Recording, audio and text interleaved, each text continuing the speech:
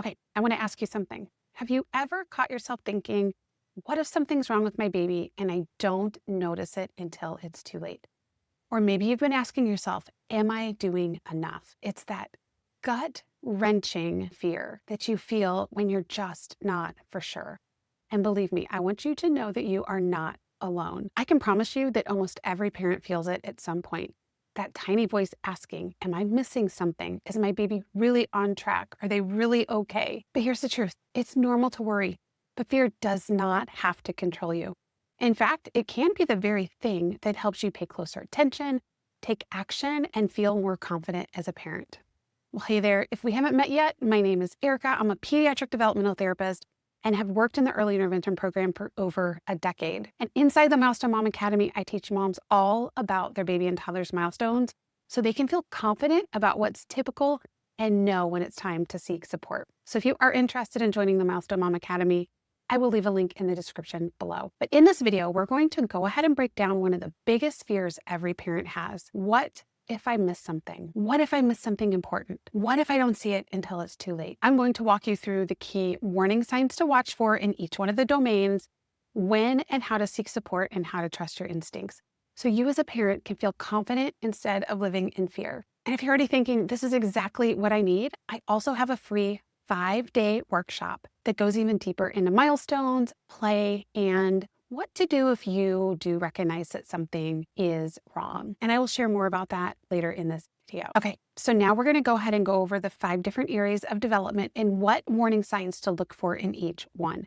And I do want you to remember, we've been talking about prematurity, which is 36 weeks or under, then you need to be adjusting for prematurity. And if you want to know how to adjust for prematurity, I will leave a video right here and also linked in the description below. So if your baby is premature, keep that in mind, that you will be looking at this a little bit differently. So I'm going to go ahead and just talk about these and kind of rapid fire through them. And remember, like I say in every single video, I don't want to do this to scare you, but to give you the confidence and clarity that you need. Okay, so let's go ahead and talk about motor skills. What are some things we can look for in the motor domain that you might want to pay attention to? So some things to possibly be concerned about in this area. Maybe your baby isn't rolling yet, they're not sitting, crawling, or walking around the expected age ranges. Now remember, a little variation is normal, but if your baby seems stiff, floppy, or unusually weak, that is definitely something that we need to look into, because that could mean hypertonia or hypotonia, which I go over in this video right here. The next area of development is communication. This is where you can observe and watch how your baby or toddler uses sounds or gestures. So limited cooing or babbling in this area,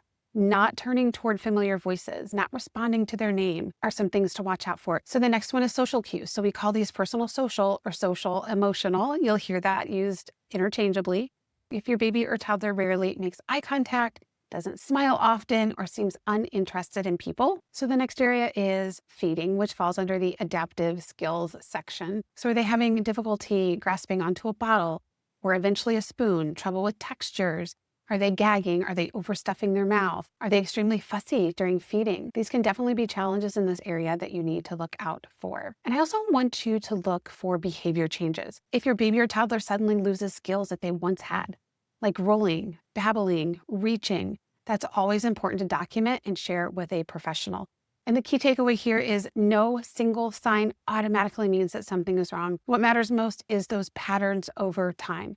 So tracking milestones, documenting changes will help you feel confident and will ensure that if your baby does need support, you will get that in a timely manner. If you notice any patterns that feel off or just feel unsure, here's how to move forward confidently. First of all, I want you to document your observations. Anything you can, I want you to write down.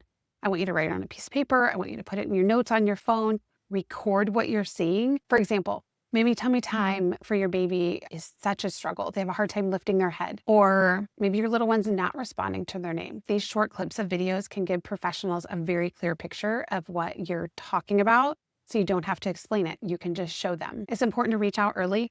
Start with your pediatrician. They can screen your little one, answer any of your concerns, and they can refer to the early intervention program if there are any concerns. But I say this all the time. I want you to remember that you can refer your child, if they are birthed to 36 months, to the early intervention program. Every single state has an early intervention program, and I will go ahead and leave a link to that in the description below. So even if you go into your pediatrician's office and they're like, let's just wait it out and see. Come back in 3 months, come back in 6 months. You don't have to do that. You can call the early intervention program, because my next bit of advice is I want you to trust your instincts. You know your child best. So speaking up is not overreacting. It's actually advocating for them. And I want you to remember that. I also want you to remember the power of early intervention and how important it is. Research actually does show the earlier support that is given to a little one, the better the outcome. And I see it all the time. I've been doing this for over a decade, and early intervention really does work. And that's because therapy and guidance help little ones reach their potential and often prevent bigger struggles later. And I want you to remember, this isn't about worrying. It's actually about taking the empowered step forward, documenting, consulting, and trusting yourself to give your baby the best foundation possible. I always say that a mama's spidey sense is so powerful and you need to listen to it. I know you might have family members in your ears saying, I don't see it, let's wait, you're overreacting.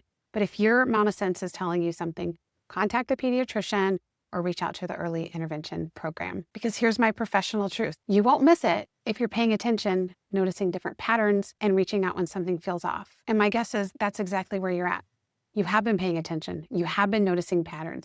You have been noticing some atypical behavior, and you feel like reaching out. You might have family members or a pediatrician saying, let's wait and see. But remember, your love, your instincts, and your observations are powerful, powerful tools. Even if your baby is facing some challenges, early awareness and intervention can make a real difference. And the best part is you don't have to be a developmental expert. You just need to be present, attentive, and willing to ask questions, which I know you're already doing. That alone makes you the exact parent your baby needs. And if you want even more confidence, I would love to invite you to my free 5-day Milestone Mastery workshop, where we will go in depth on your baby and toddler's development.